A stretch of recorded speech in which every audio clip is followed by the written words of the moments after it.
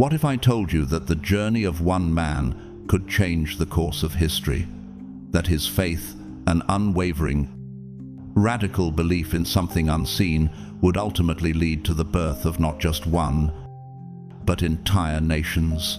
This is the shocking and awe-inspiring story of Abraham, a man who went from a life of uncertainty to becoming the father of many, and a pivotal figure whose legacy continues to echo through generations. But here's the twist. Abraham's story wasn't a path of glory from the start. It was a journey filled with challenges, heartache, and questions. He walked through dark valleys, with every step guided by something far greater than himself. His life was marked by moments when faith seemed impossible. And yet, it was precisely these moments that shaped his destiny. Are you ready to uncover how a simple act of obedience led to the creation of nations? Could it be that your own faith is just as powerful, even in the face of doubt? If you're curious about the life-changing power of faith, type 777 in the comments and share your thoughts. And before we dive deeper, I want to thank everyone who has supported us through Super Thanks. You are helping us share these life-altering messages. Now, let's journey together through the remarkable tale of Abraham and see how his legacy continues to shape the world today. The shocking story of Abraham, how he became the father of nations.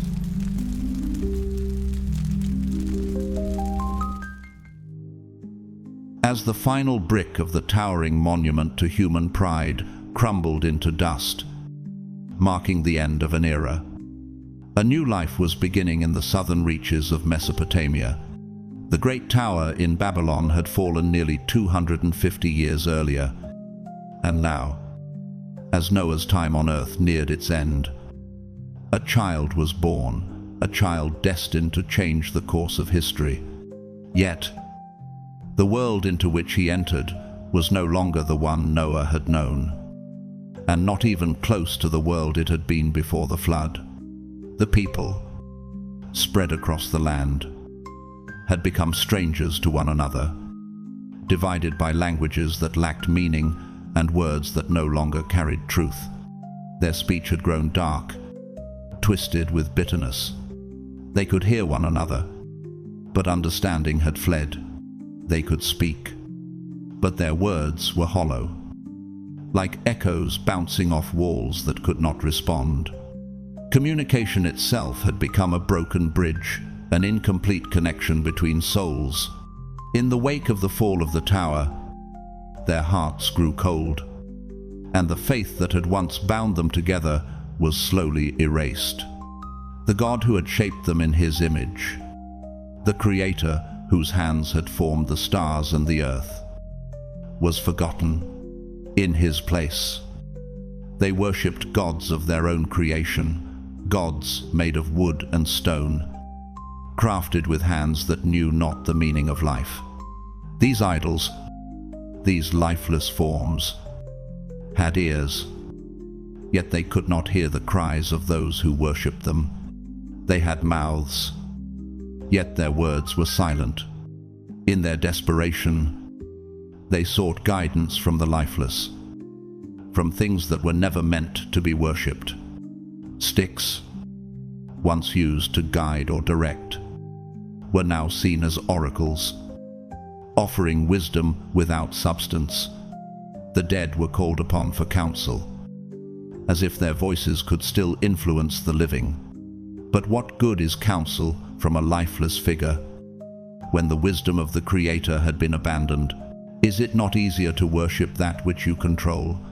If a God is shaped by your hands, then perhaps, in some misguided belief, you hold dominion over it. You could choose what it demanded, what it was allowed to do.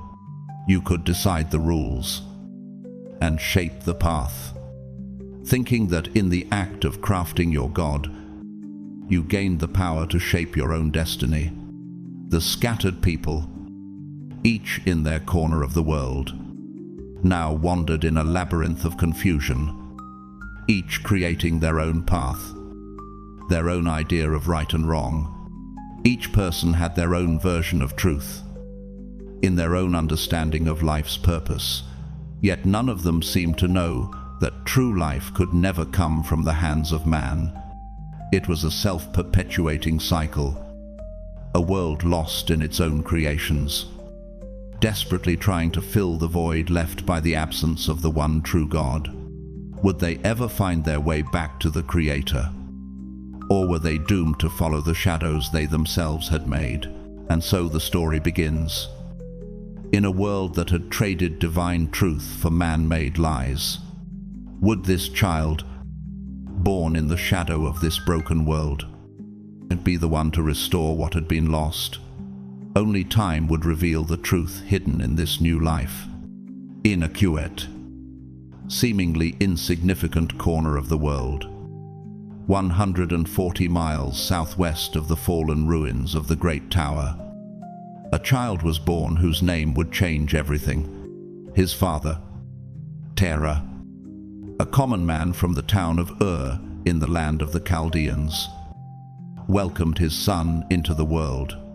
The boy's name was Abram, meaning exalted father, though at the time this name seemed destined to be little more than an ordinary title. But little did Terah know that his son's journey would alter not only the course of his family's history, but the very fabric of humanity's future. By the end of the tale, even Abram's name would no longer hold the same meaning. Years passed, as they always do, and Abram's story unfolded quietly at first. His father, Terah, made a bold decision, one that would shape their destiny when he moved his family from Ur to Canaan, seeking a better life. But fate intervened, and instead of reaching the promised land, Terah's journey stalled. They stopped and made camp in Haran. There, in Haran, Abram's path took a turn that would echo through generations.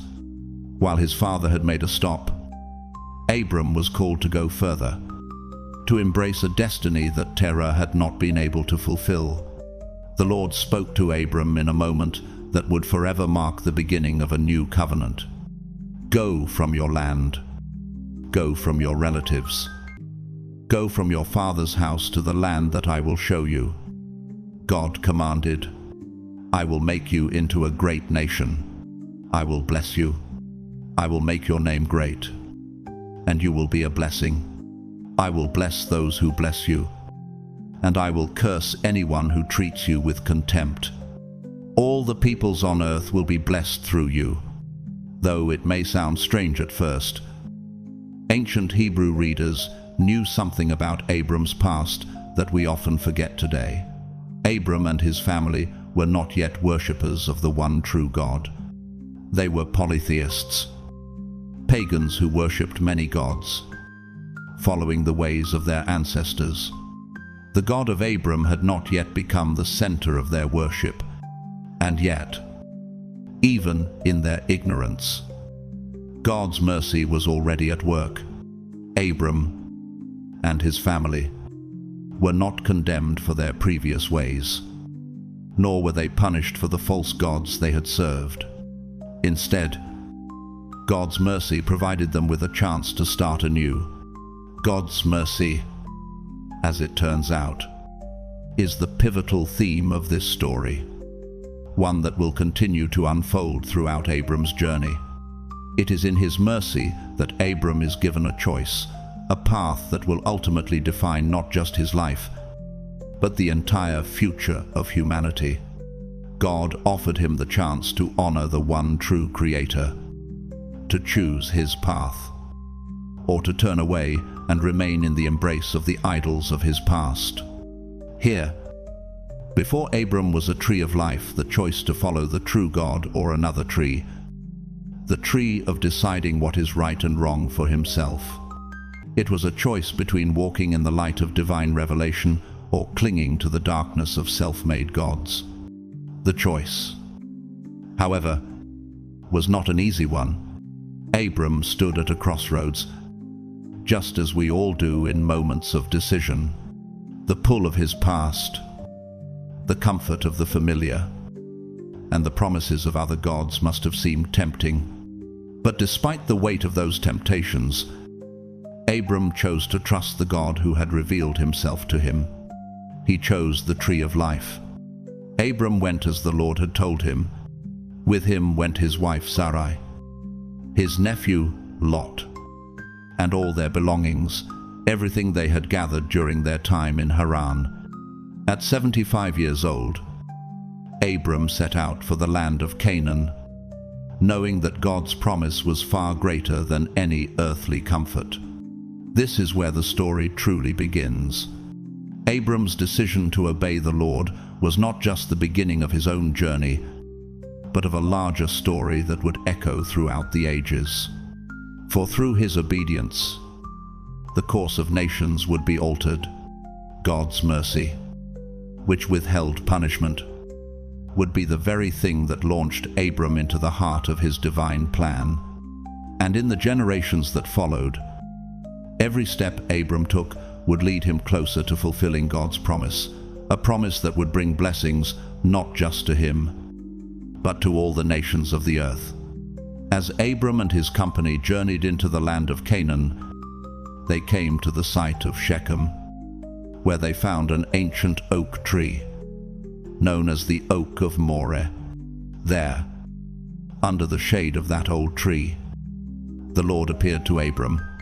The divine presence was undeniable, and with these words, the promise of a new beginning was spoken. To your offspring, I will give this land.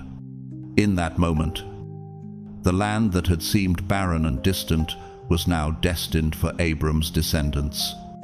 Without hesitation, Abram responded with an act of faith.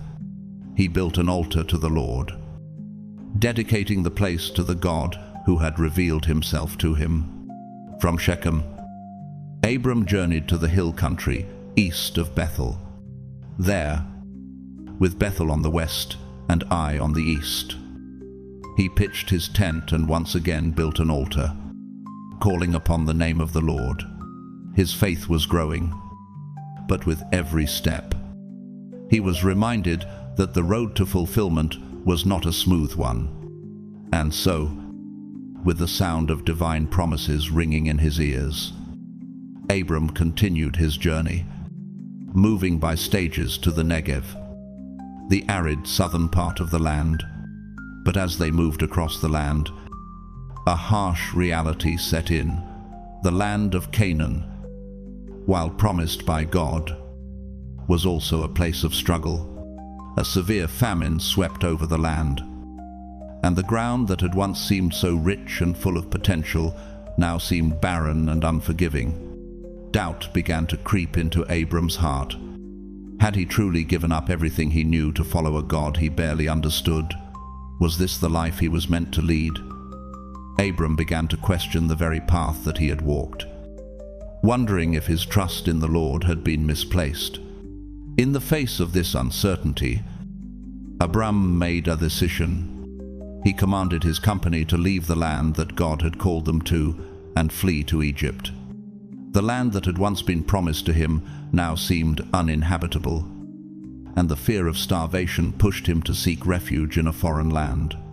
As they approached Egypt, Abram turned to his wife, Sarai, and in a moment of deep anxiety, he said, "Look, I know what a beautiful woman you are. When the Egyptians see you, they will say, 'This is his wife,' and they will kill me. But let you live. Please say you're my sister, so it will go well for me because of you, and my life will be spared on your account." In this moment, Abram's faith faltered. Though he had seen God's miraculous intervention in the past, his fear overshadowed his trust. It seemed like a simple solution, an act of survival in a world that could be cruel and unforgiving. But in doing so, Abram's actions exposed a deep flaw. He trusted more in his own wisdom than in the God who had led him to this very place. Abram, who had once trusted in God to lead him to Canaan, now found himself relying on his own cunning to navigate the dangers of Egypt. His actions, though seemingly wise in the eyes of man, were a stark reminder of his lack of complete trust in the Lord. As they entered Egypt, the beauty of Sarai did not go unnoticed. Pharaoh, the ruler of Egypt, saw her and was struck by her grace and elegance. Believing her to be Abram's sister, he took her into his palace, offering her as a potential bride. In the eyes of Pharaoh, Abram's actions earned him favor, and he treated Abram like royalty, showering him with gifts and wealth. Yet, God was not pleased. Pharaoh's actions were unjust, driven by his desire to take what he wanted. Much like the ancient Lamech before him, God, who had protected Abram and Sarai from the beginning, was not going to let this transgression go unaddressed. As the plagues swept across the land of Egypt, Pharaoh quickly realized that the afflictions were no mere coincidence. The divine hand of God had moved against him, and his kingdom was suffering because of the deceit that had unfolded. When Pharaoh uncovered the truth about Sarai, that she was not Abram's sister, but his wife, his fear intensified. The God who had protected Abram and Sarai was no ordinary God. He was the Creator, powerful and just, capable of bringing nations to their knees with a mere word. Pharaoh, trembling in the face of this revelation, understood that he had angered a force far greater than he had ever imagined. His fear was not just for himself, but for his people. As the plagues seemed relentless and inescapable, in a panic, Pharaoh summoned Abram. "What is this you have done to me?" he demanded, his voice laced with terror. "Why didn't you tell me she was your wife?"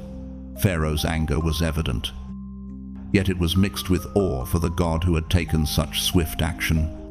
Recognizing the danger, Pharaoh commanded Abram and Sarai to leave Egypt immediately, not only to protect his own life, but to avoid further divine wrath.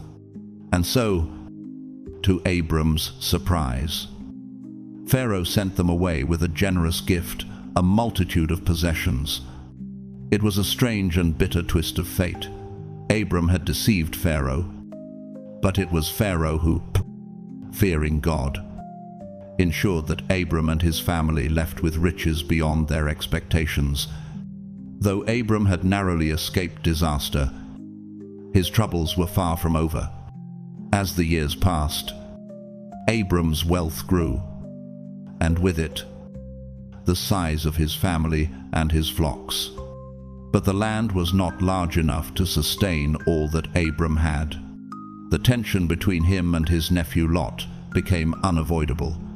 There was simply not enough space for both of them to thrive in the land, and their herdsmen began to quarrel. It was a dilemma neither could ignore. Recognizing the necessity of separation, Abram proposed a solution.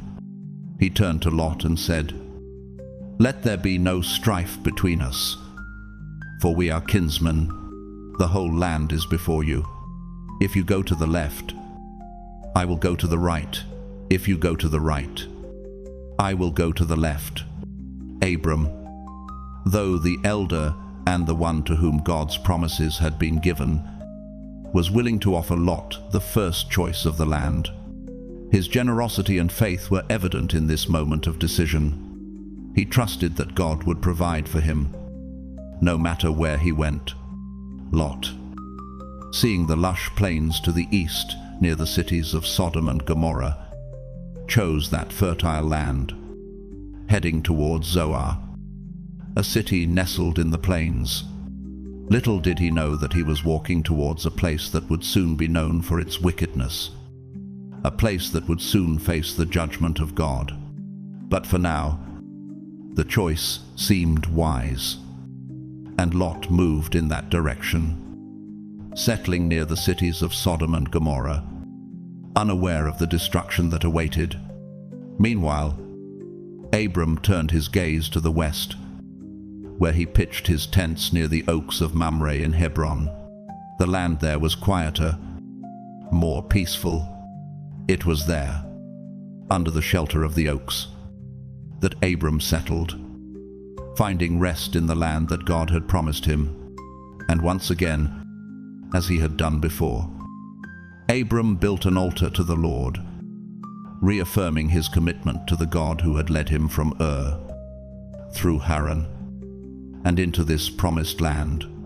This separation between Abram and Lot marked another turning point in the story. Abram's faith, though still unwavering, would be tested again.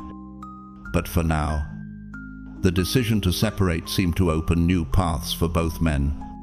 Abram, in his humility, trusted that God would fulfill his promises, whether he lived in the fertile plains or in the more rugged hills.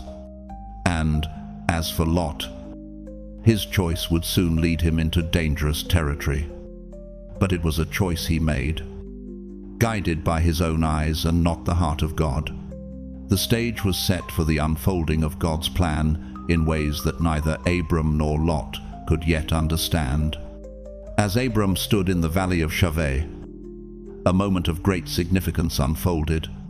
Two kings approached him, each bearing vastly different motives and destinies. The first to meet Abram was a mysterious figure, one whose presence seemed almost divine. This king was Melchizedek, the king of Salem, which means King of Peace. His name, when translated, means King of Righteousness. He appeared without any earthly lineage, no father, no mother, nor genealogy. His origins were not bound by time or space. He had no beginning of days, nor an end of life. Melchizedek was a figure who, in his very being, mirrored the eternal nature of the Son of God, and as a priest forever, he embodied all that Adam had been created to be, but could not fulfill. In this brief but powerful meeting, Melchizedek brought with him a humble yet profound gift, bread and wine. At first glance, it might have seemed like an offering of little significance, but in the presence of the son of evil, the king of Sodom, it was everything. Melchizedek's offering was not just a physical gift, but a spiritual one. It was a gesture of peace, righteousness, and divine blessing. Words spoken not from the earth, but from the very heart of God. Abram, in receiving it, understood its deeper significance. The King of Peace was offering him something far greater than material wealth. He was offering a connection to the divine, to the eternal truth of God's kingdom. But then, another king approached Abram, and the contrast could not have been starker. It was Bera, the king of Sodom, whose name itself spoke volumes, the son of evil. The very city he ruled was steeped in wickedness, a city whose name would soon be synonymous with corruption and destruction. The king of Sodom, unlike Melchizedek, had no interest in righteousness or peace. He came to Abram with an offer, a much more material one. He promised Abram nearly everything he owned, hoping to use wealth as a means to control or claim favor. Yet, in the face of this tempting offer, Abram remained steadfast. "I have sworn an oath to Yahweh, God Most High, the God who has strengthened and protected me," Abram declared. He made it clear that he would not take anything from Bera, the king of Sodom, for fear that it would be used as a claim against him. Abram was determined that the king of Sodom would never be able to say, "It was I who made Abram rich," or that Abram owed him anything in return. Abram's heart was loyal to God alone, and he understood that to accept such an offer would dishonor the very God who had given him victory and protection. In an act of pure gratitude to God and a deep sense of reverence, Abram gave 1/10 of everything he owned to Melchizedek, the priest-king of righteousness and peace. This wasn't just a financial offering, it was a declaration of Abram's allegiance. It was a recognition that all he had, his wealth, his power, his victories, came from God and belonged to God. By giving this tithe to Melchizedek, Abram was acknowledging that true blessing comes not from kings who rule by power, but from the eternal King who rules by righteousness and peace. The contrast between the two kings, Melchizedek and Bearer, could not have been more striking. One represented the way of peace, righteousness, and divine favor. The other represented evil, corruption, and greed. But it was through this encounter that Abram's faith was tested and strengthened. In choosing the path of righteousness and peace, Abram declared that his trust lay not in the power of earthly kings, but in the power of the Most High God. After the powerful meeting in the Valley of Shaveh, where Abram encountered the mysterious King Melchizedek, a deep spiritual transformation was beginning to unfold in his heart. Abram had now come to believe with unwavering conviction that the God of Melchizedek was the true and sovereign God, the King of all creation. His faith in this God, the Creator of the heavens and earth, it was not just personal, it was beginning to shine as a beacon of light to the nations, drawing kings to him and positioning him as a man chosen for a divine purpose. It was no mere coincidence, then, that shortly after this momentous encounter, God appeared to Abram once more. This time, God spoke directly to Abram, affirming his promises and offering new assurances. God made a vow that Abram would have a son, even though Abram was well advanced in age, and his wife, Sarai, was barren.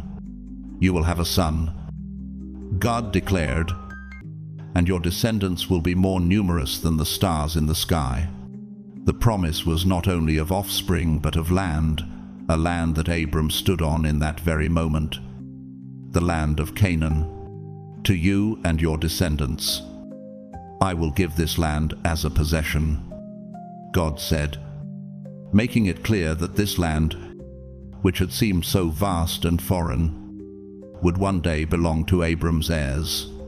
In that moment, Abram's faith was tested, and yet it was also counted as righteousness. Despite his previous failures, his moments of doubt, and his flawed decisions, Abram believed. He trusted that the one true God of creation was faithful to his word. Abram did not question the promise, nor did he waver in his belief. Everything Abram had, everything he would ever have, was a gift from the God who had made all things, and Abram accepted this with a heart full of faith. It was at that moment, when Abram's faith aligned with the will of God, that he was placed into right relationship with the Creator of the universe. His belief, counted as righteousness, marked a turning point in his spiritual journey, and Abram's covenant with God was sealed not by works, but by faith.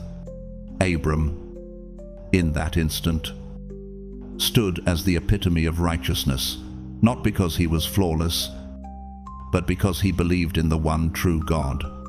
But the vision did not end there. Abram's encounter with God deepened as he fell into a deep, profound sleep. In this sleep, a shadow of darkness overcame him, a moment of divine mystery and foretelling. In this dreamlike state, God spoke of what was yet to come for Abram's descendants. He revealed a troubling future, Your descendants will be strangers in a land not their own. God declared, they will be enslaved and oppressed for 400 years. These words must have been unsettling, for they spoke of a time of great suffering for Abram's offspring, a time when they would be strangers in a foreign land. Yet, God assured Abram that he would not forget his people. He promised that he would bring judgment upon the nation that enslaved them, and after a period of affliction, they would emerge victorious, with great wealth and as a free people. In the midst of this dark prophecy, Abram was given a glimpse into the future, a future marked by both suffering and divine redemption. It was a vision of God's long-term plan for Abram's descendants, a plan that would unfold over centuries. Though the road would be fraught with hardship and oppression, God's promises would ultimately prevail. The descendants of Abram would be freed, and the land of Canaan would belong to them, just as God had promised. This vision was a profound moment of revelation, where God showed Abram that his covenant was not just about the immediate promises, but about a long and unfolding history. Abram's faith in the promise of a son, the vast number of descendants, and the land of Canaan would be tested through time. But Abram's unwavering belief in the one true God, the King of creation, would ensure that God's will would be done, no matter the obstacles that lay ahead. And so, with that promise sealed in the divine dream, Abram's journey continued, a journey marked by faith, obedience, and the unfolding of God's grand plan for his descendants and for the nations of the earth. As the years passed, the promise of a son seemed more distant than ever. Abram and Sarai, now nearly 100 years old, still had no children. Their bodies, once full of vitality, were now marked by age, and the weight of God's promise loomed heavy over them. How could their descendants become as numerous as the stars in the sky when Sarai was barren? How could they inherit the land God had promised when there seemed to be no heir to pass it down to? And how would the ancient prophecy of a man who would come from the seed of the woman and crush the serpent's head, a promise tied to the redemption of mankind, ever be fulfilled? In the midst of this confusion and desperation, Sarai began to scheme. She knew that time was running out, and with every passing year, the promise seemed more impossible. But instead of waiting for God's perfect timing, Sarai decided to take matters into her own hands. She devised a plan that seemed right in her own eyes, since she was unable to bear a child. Perhaps her servant, Hagar, could. Sarai offered Hagar to Abram as a surrogate, believing that this was the way God's promise could be fulfilled. Abram, in his own wearied state of waiting, agreed, and Hagar conceived. She gave birth to a son whom they named Ishmael, a child born of human effort rather than divine timing. Though this seemed like a solution, it was not the fulfillment of God's promise. The birth of Ishmael did not bring peace to Abram and Sarai. It only stirred more complications, more doubts, and more strife. It was a moment that demonstrated the consequences of trying to fulfill God's promises in our own way, rather than waiting for his perfect timing. Shortly after Ishmael's birth, God appeared to Abram again. This time, God's appearance was direct, his voice commanding and full of authority. "I am God Almighty. Live in my presence and be blameless. I will set up my covenant between me and you, and I will multiply you greatly." These words were not just a reaffirmation of the promise. They were a call to Abram to live according to God's standards, to walk in his presence with faithfulness and integrity. And in response, Abram fell on his face in reverence. acknowledging the greatness of the Almighty. Then, as if to emphasize the weight of the moment, God did something extraordinary. He metaphorically picked Abram up, lifting his head in a gesture of love and honor. And with this divine act, God changed Abram's name to Abraham, meaning father of many nations. This wasn't just a name change, it was a declaration of the promise that would come to pass. A promise that Abraham would father nations, a legacy that would extend far beyond the borders of his immediate family. In that moment, God was doing more than simply changing a name. He was establishing order in the midst of chaos. In the beginning, when God spoke, He brought order to creation, naming everything He made, each name holding purpose and meaning. Now, God was doing the same for Abraham. By renaming him, God was affirming Abraham's role in His divine plan. He was setting Abraham apart, not just as a man, but as a symbol of the covenant that God would establish with all those who followed Him, Abraham's life. From that moment on, would be marked by this divine order. God also introduced the sign of circumcision, which would serve as a symbol of the covenant between Himself and Abraham's descendants. It would represent the cutting away of sin, the separation from the depravity of human nature, and the act of entering into a holy relationship with God. Circumcision would become a visible mark of faith, a physical reminder of the promise that God had made to Abraham, a promise that would endure through the generations. Continuing even after Abraham's death, God's promise to Abraham is reaffirmed in a powerful and intimate way, a promise that transcends Abraham's own failures and shortcomings.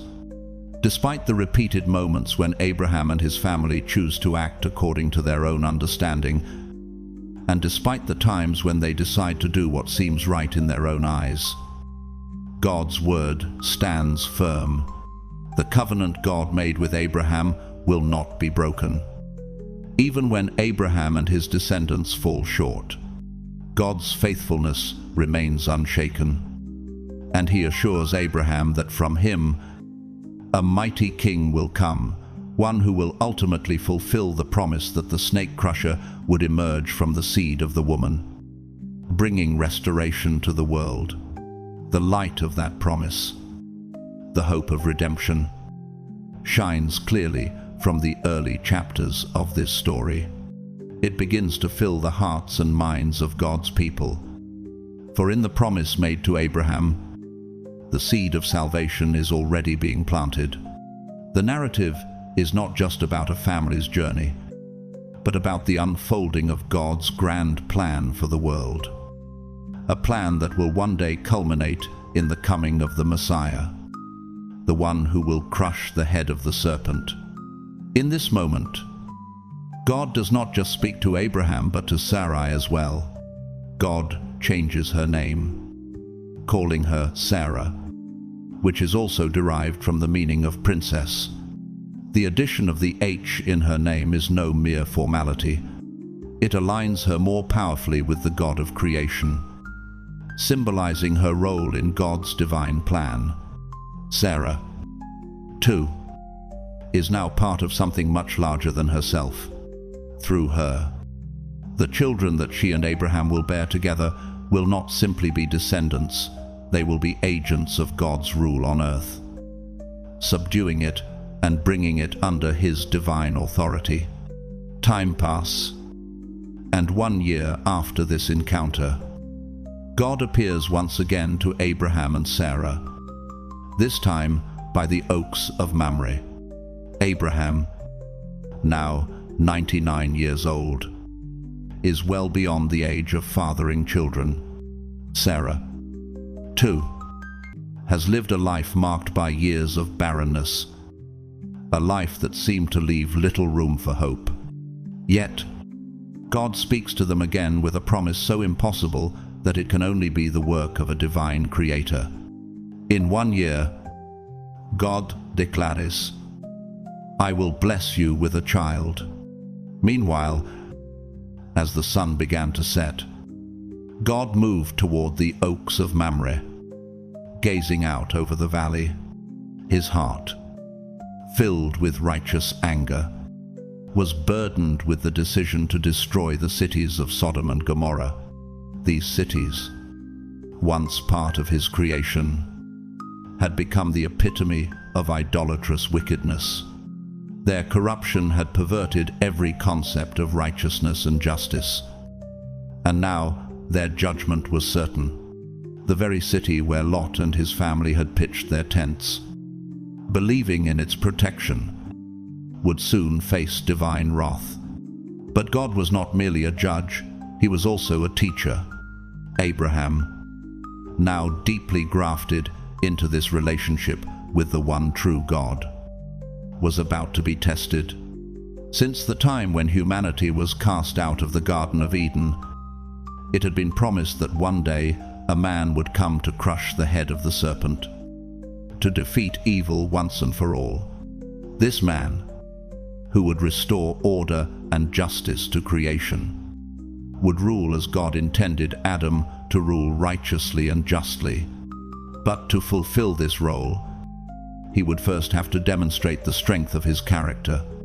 And so, God revealed to Abraham his plan to destroy the cities of Sodom and Gomorrah, showing him the wickedness of the people and the necessity of judgment.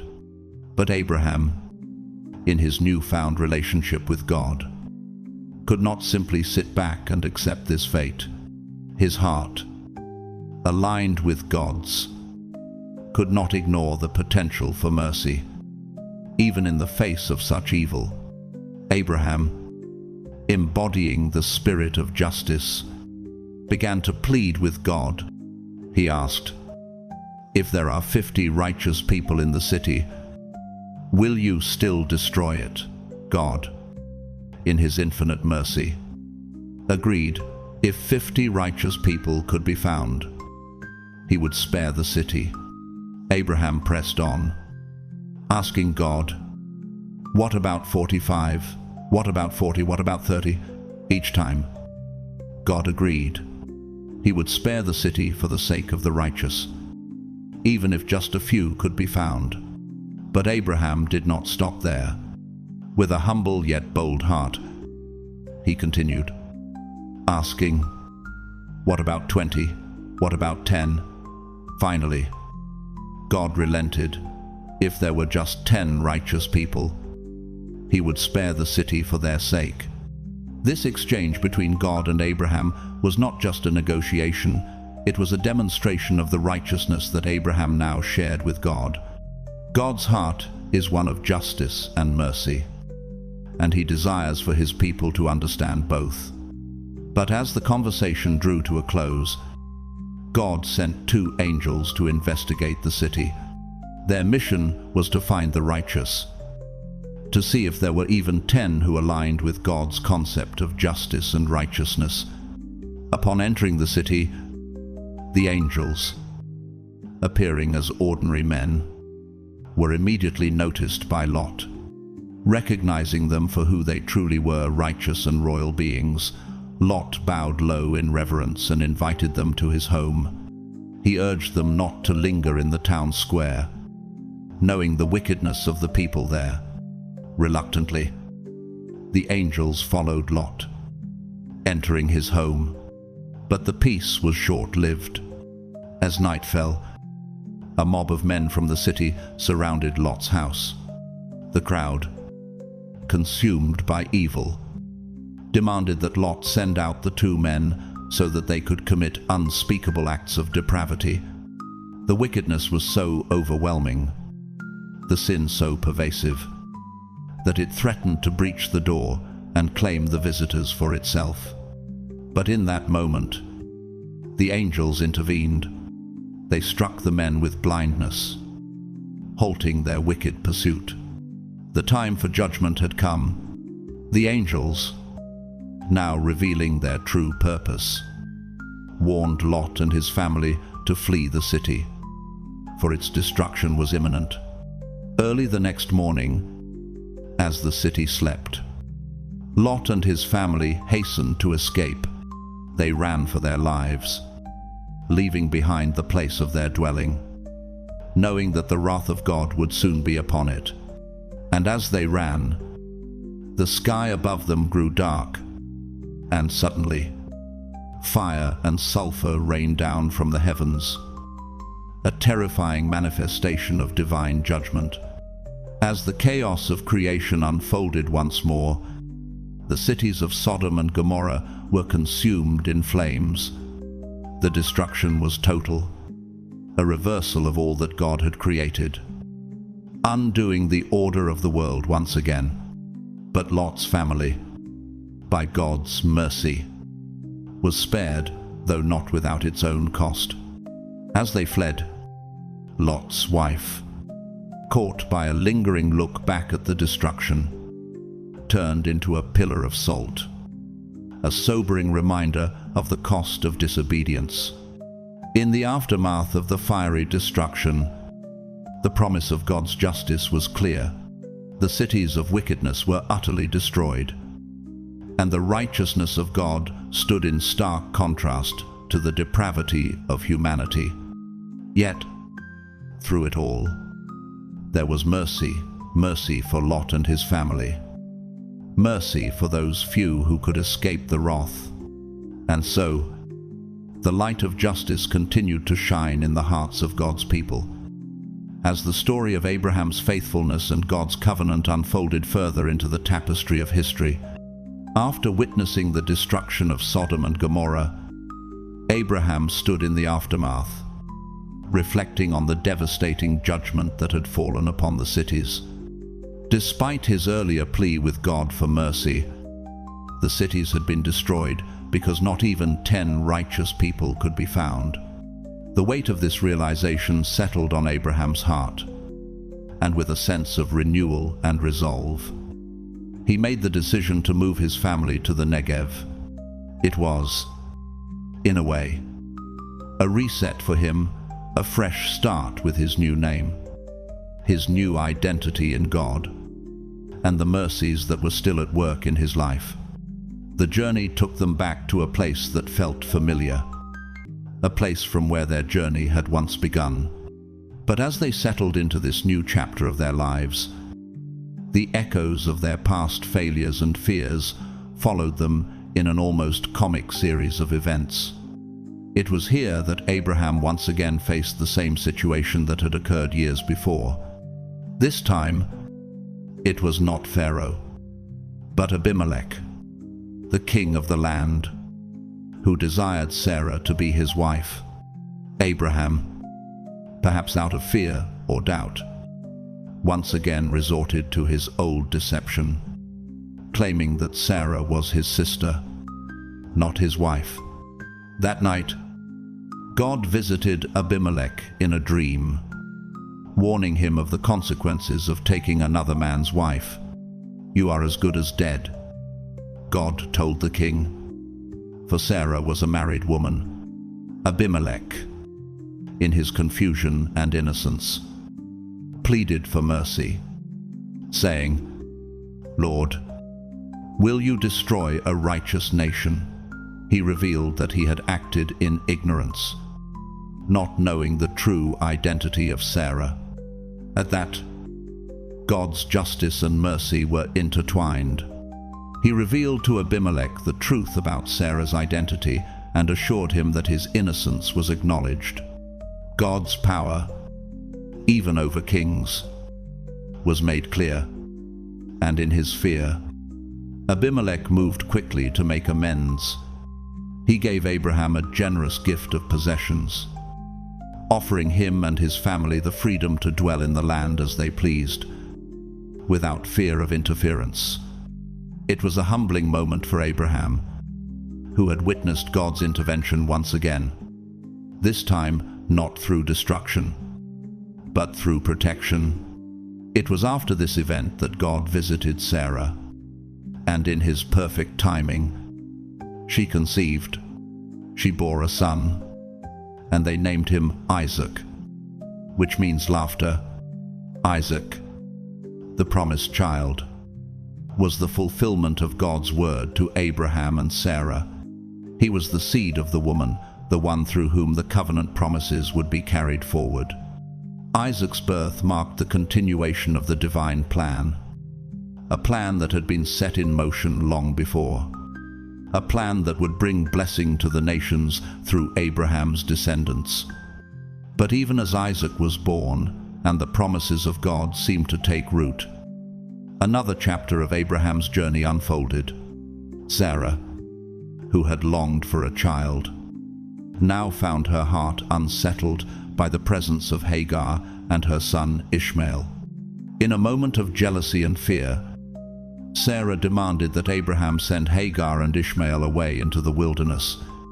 Though it pained Abraham, God reassured him that this was part of the divine plan. Abraham, in obedience, provided Hagar and Ishmael with provisions for the journey and sent them into the desert. As Hagar wandered with her son, her heart heavy with the uncertainty of their future, they found themselves by a river, exhausted and near death. It was there that God met them. In their desperation, God promised Hagar that her son, Ishmael, would not be abandoned. He assured her that Ishmael would grow up to father many nations and that his descendants would be mighty. From Ishmael, 12 princes would arise, forming the tribes of Arabia.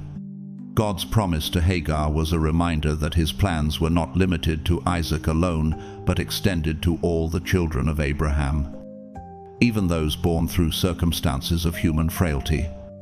The story of Isaac and Ishmael, though marked by division, also revealed the mercy and faithfulness of God, who kept his promises to both sons. God's covenant with Abraham would be passed down through Isaac, but the blessing extended to all of Abraham's children, a testament to God's boundless grace. And as Ishmael grew and fathered nations, the legacy of Abraham continued to unfold, reminding us that even in the complexities of human choices, God's sovereign plan moves forward with purpose and promise. Meanwhile, Abimelech, the king of the Philistines, returned to meet with Abraham in the land of Sarah. He had been watching the growth of Abraham's family with a growing sense of concern. The size and strength of Abraham's household had become undeniable, and Abimelech likely feared that the influence of Abraham's family might soon rival, or even overtake, the land that he ruled. In this uneasy climate, the two men, who had once been at odds, now sought a way to live in peace. They set up a covenant to ensure that their paths would not cross in hostility, and that future generations would maintain amicability and peace. In a gesture of commitment to this peace and the permanence of the relationship, Abraham planted a tamarisk tree, a symbol of lasting stability and trust. And there, under the shade of the tree, Abraham worshipped God, declaring him to be the one true, everlasting God of creation. It was a moment of recognition, a solemn acknowledgement of the God who had been with him through all his trials and triumphs. With this act, Abraham signified that the peace established with Abimelech was not just political, but rooted in his faith in the God who had called him and promised him a legacy. But as peaceful as Abraham's life might have seemed in this moment, there was still a deeper test waiting on the horizon. Despite the numerous promises God had made to him, despite the miracles he had witnessed, Abraham still had not fully come to understand the depths of trust that God required. Time and time again, Abraham had tried to navigate life by his own understanding, choosing what seemed right in his eyes. But God was about to present Abraham with his ultimate test, one that would challenge the very core of his faith. God called to Abraham. "Here I am," he answered, ready as always to listen.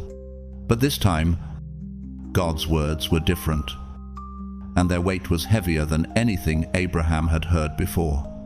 "Take your son, your only son Isaac, whom you love," God said, "and go to the land of Moriah. Offer him there as a burnt offering on one of the mountains I will show you."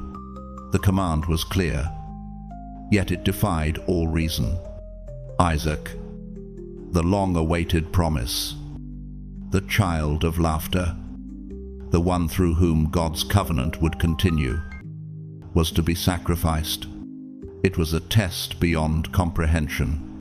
In that moment, Abraham's heart must have been torn between his deep love for his son and his unshakable trust in the God who had called him. But Abraham did not hesitate. The next morning, before the sun had fully risen, he obeyed. He saddled his donkey, gathered 2 young men to accompany him, and took Isaac, the son of promise, with him. He also gathered wood for the offering, every step heavy with the weight of the command he had received. The journey took 3 days. Each mile, each moment, carried the unbearable burden of what was to come. And on the 3rd day, as they approached the land of Moriah, Abraham looked up and saw the place from a distance. It was here that Abraham made a remarkable statement. He turned to the young men who had accompanied them and said, "Stay here with the donkey. The boy and I will go over there to worship, and then we'll come back to you." Even in this darkest of moments, Abraham's faith in God remained resolute. He did not say, "I will return alone," but "we will come back." His words, though spoken in faith, carried an undercurrent of mystery, a hope that God would provide a way. Abraham then took the wood for the burnt offering and laid it on Isaac's shoulders. Isaac, carrying the very instrument of his potential sacrifice, was unwittingly walking the path of obedience as well.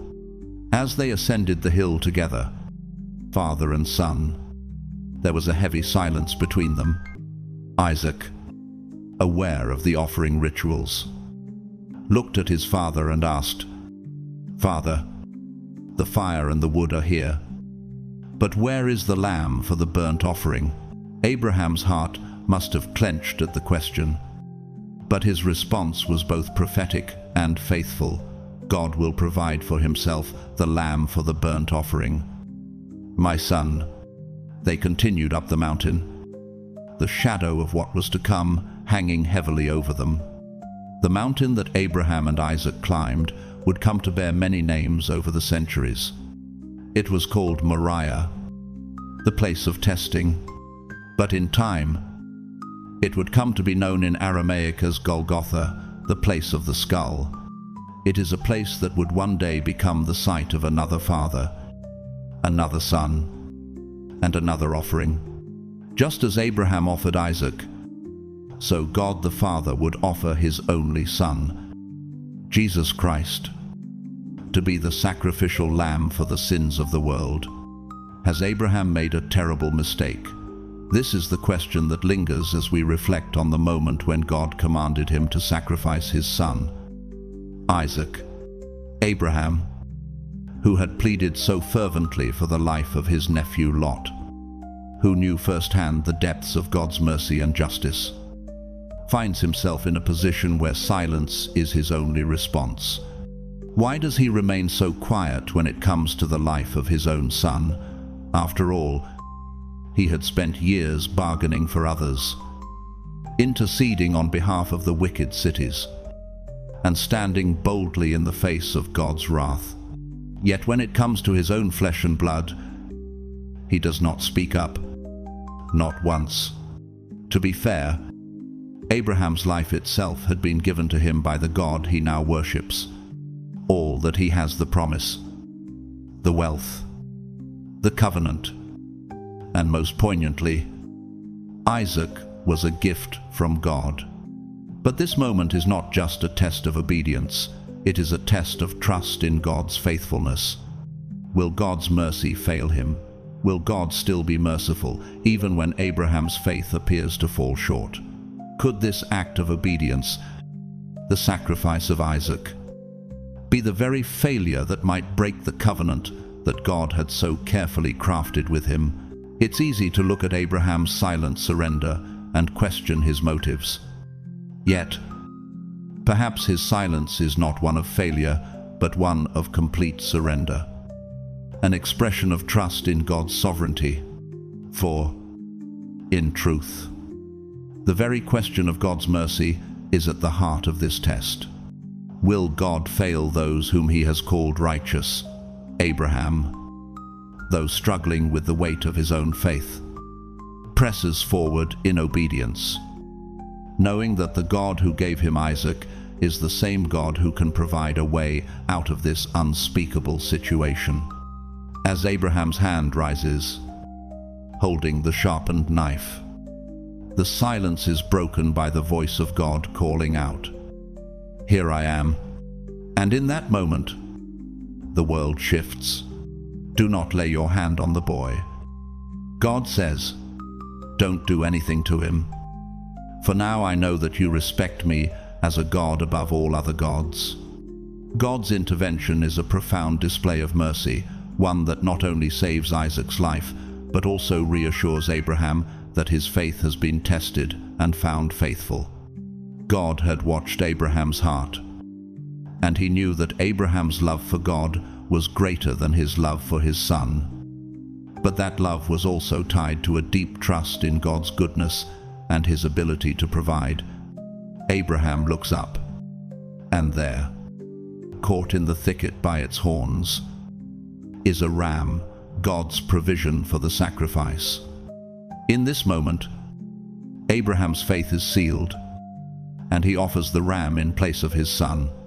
In that act of obedience, Abraham names the place Jehovah Jireh, the Lord will provide. This name becomes an eternal testimony to God's provision, not just for Abraham, but for all who follow in his footsteps, trusting in God's ability to meet their deepest needs. On the mountain, where God had asked for the ultimate sacrifice, he provided the means for it to be completed, a powerful symbol of the grace that would one day be shown through the ultimate sacrifice on another mountain, where God would provide his own son. In this act, Abraham's life comes full circle. He has learned that God is not only the giver of life, but also the one who holds the power to raise the dead. As Abraham figuratively considers that God could raise Isaac back to life, through this trial, Abraham's relationship with God is cemented no longer just a man with promises, but a man who has experienced God's faithfulness at the deepest level. In the sacrifice of Isaac, Abraham demonstrates his willingness to surrender all that God has given him, trusting that God's plan, however mysterious, is always good. God then reassures Abraham of the covenant that was made with him, reaffirming the promises he had given Abraham and his descendants. In the midst of this divine assurance, a new chapter begins in Abraham's life: the death of Sarah, at the age of 127, marks the end of an era. The woman who had shared in the journey of faith, who had borne Isaac and walked with Abraham through years of promise and doubt, is gone. Abraham's mourning is deep, but it is also marked by faith, for he understands that God is the same God who has promised him descendants as numerous as the stars. After the mourning period, Abraham takes a significant step in securing the future of his family in the land that God had promised him. He purchases a tomb from Ephron, a Hittite man, for 400 pieces of silver, ensuring that there is no doubt in the minds of anyone that this land, the land of Canaan, belongs to him and his descendants. Ephron had offered the tomb to Abraham for free, but Abraham insists on paying the full price, ensuring the legitimacy of the transaction. This purchase becomes a powerful symbolic act, A man who has trusted God for a promise that seems distant now secures his place in the land, ensuring that his family will have a burial place in the land of promise. In this moment, Abraham demonstrates not only his faith in God's promises, but also his understanding of the importance of securing his family's future in the land that God had given him.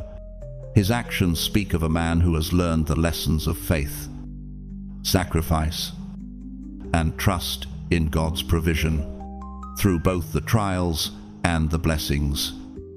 Abraham's journey continues, one marked by obedience, trust, and a growing understanding of the God who provides.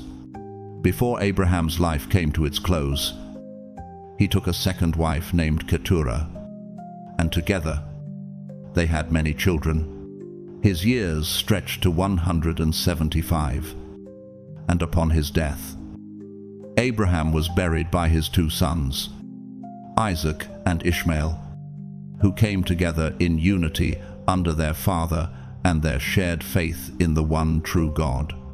They laid their father to rest in the cave that had belonged to Sarah, near the place of his beloved wife's burial.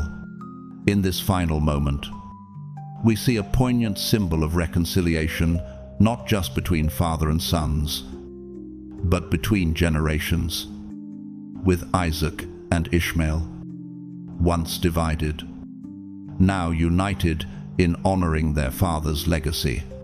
As we reflect on these stories, which may seem strange to us today, they carry with them profound and eternal truths about sacrifice, atonement, and the nature of the God who guides Abraham's journey. You see, when the Tower of Babel fell and the people scattered, the gods they made gods of their own making spoke to them. These gods demanded horrific acts, including the unspeakable act of child sacrifice. But we must understand this. The God of Abraham is utterly unlike any of the gods the people of Babel followed. His will is not bound by the perverse and destructive demands of idols, but is rooted in a divine love that transcends human understanding. We will see throughout the biblical narrative that this God abhors child sacrifice. And from the very beginning, he never intended for Abraham to kill his son Isaac. For Isaac, too, was beloved by God, and the promise made to Abraham would be fulfilled through Isaac, not through his death. God's instructions to Abraham were never meant to lead to harm, but were designed to reveal the depth of Abraham's faith, to show that obedience to God is a trust so profound that it can face even the most difficult tests. And through Isaac, the promise of the coming Redeemer, one who would defeat the serpent, who brought death and suffering to the world, would be realized. In Isaac, we see a foreshadowing of the snake crusher, the one who would destroy the works of the enemy. For the curse of the serpent, which brought death into the world, must be undone by the one who would enter through the waters of death and emerge victorious on the other side. Isaac, bound and placed on the altar, becomes a symbol of this journey, a journey of sacrifice, a journey that will ultimately be fulfilled in the one who will take upon himself the weight of all sacrifice. But for now, God provides a ram. For now, it is enough that the ram stands in place of Isaac, a temporary atonement, a substitute that points to the day when the true lamb will be sacrificed. But we must understand this. While a ram can serve for a moment, it cannot be the final answer. The temporary solution will not suffice for long. As the story of Isaac and Abraham points forward, so too does it point to the day when God himself, in the fullness of time, will send his only Son, the Son whom he loves, as the ultimate sacrifice. Unlike the ram, this time there will be no substitute. The Son will lay down his life for the world. not because it is demanded by a God who is indifferent to pain, but because it is the will of the Father who desires to offer a path to eternal life. The Son will face the ultimate choice, just as Isaac did, a path of life, or a path defined by knowing right from wrong. But when the time comes, there will be no ram to take his place. Instead, the Son himself will be the sacrifice, the Lamb of God, who takes away the sin of the world. He will be the one who crushes the serpent's head, not through avoidance of death, but through the power of his resurrection. In this ultimate act of love, God provides the way to eternal life, a way that comes through his Son, the one true and final sacrifice. Thus, we see that the story of Abraham and Isaac is more than a test of obedience. It is a profound picture of the salvation plan that God is working out through the ages, a plan that will find its culmination in the life, death, and resurrection of Jesus Christ. The God who provided for Abraham on Mount Moriah will one day provide himself as the sacrifice that ends all sacrifices. The story of Isaac points us forward to the cross, where God, in his love, will give his Son to redeem the world. And in that offering, the serpent will be defeated, and the way to eternal life will be made open to all who believe. As we reflect on the profound journey of Abraham, we are reminded that faith is not a path of perfection, but a journey of trust. Abraham, despite his struggles, mistakes, and moments of doubt, remained steadfast in his belief that God's promises were true. His story is not just about obedience, it is a testament to God's unfailing faithfulness. And it serves as a powerful reminder that even when we face unimaginable trials, God is with us, guiding us toward his ultimate purpose. The lesson here is that faith doesn't always make sense in the moment. Like Abraham, we often find ourselves at crossroads in life, facing decisions or challenges that seem impossible or even unjust. But Abraham's story teaches us that true faith is about trusting God's plan, even when we can't see the outcome. It's about knowing that the God who promised us something will always keep his word, and that sometimes the greatest tests of faith lead us to the most profound moments of growth and understanding. In our daily lives, we may be faced with situations that challenge our trust, that make us question the path we're walking. But let us remember that just like Abraham, we too can lean on God's faithfulness. Whatever you may be going through today, know that God is with you, working things together for your good, even when it seems difficult. If this story has inspired you or made you reflect on your own faith journey, I invite you to like this video, share it with someone who may need encouragement, and subscribe for more content that will speak to your heart. Don't forget to hit the notification bell so you never miss an uplifting message. And if you have thoughts or reflections, to leave a comment below. I'd love to hear your story and journey with you. Thank you so much for watching and supporting this channel. May you walk forward with unwavering faith, knowing that God is always by your side, ready to lead you through every challenge and blessing.